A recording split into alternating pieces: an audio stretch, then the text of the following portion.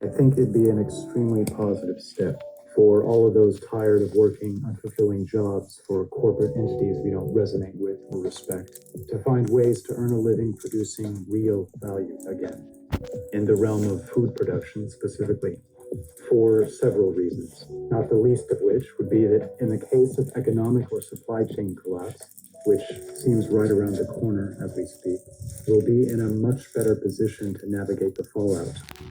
And as a broader community, we'll be much more immune to threats and pressures from governments and allied corporate and multinational interests.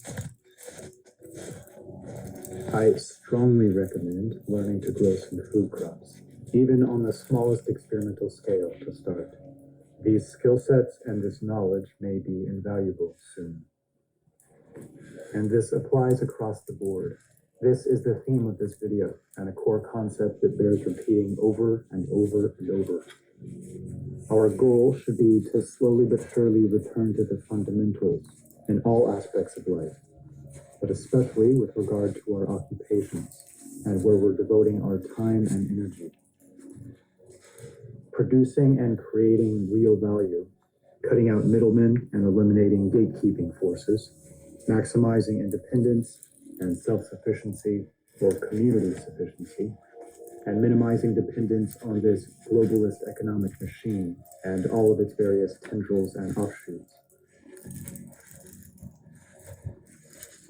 I've spoken in the past about getting to know your local sheriffs and the power of a short note or brief call, establishing a relationship and letting them know you appreciate anything they're willing to do to ensure that power remains in the hands of the people. But I strongly recommend considering getting to know your local farmers and, where possible, finding ways to purchase from them directly. I've done this in Washington State, and there's something to be said for a direct source of things like fresh eggs and grass-fed beef and raw milk, and knowing exactly what you're getting, who you're getting it from, and being able to directly support local farmers and ranchers. But of course, food production is only one aspect of what I'm speaking to here. I'd like to see us work together and find creative ways to cover all of our bases, meaning give some concerted thought to each and every way they might attempt to shut us out of the economic system to force compliance, and engage in equally concerted thought and discussion about how we might sidestep these traps. If they attempt to demand injections for anyone that seeks an Uber or Lyft ride, for example, is it out of the realm of possibility in the age of social media to create an alternative service? Not necessarily some sprawling corporate entity, but a very lightweight and scrappy solution in which people and willing drivers are directly hooked up in a more informal way.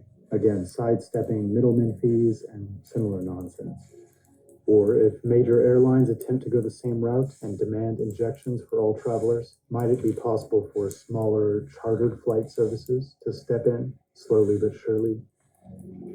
In some arenas, the logistical hurdles will be bigger than in others, certainly. But ultimately, where there's a will, there's a way. God bless this mess.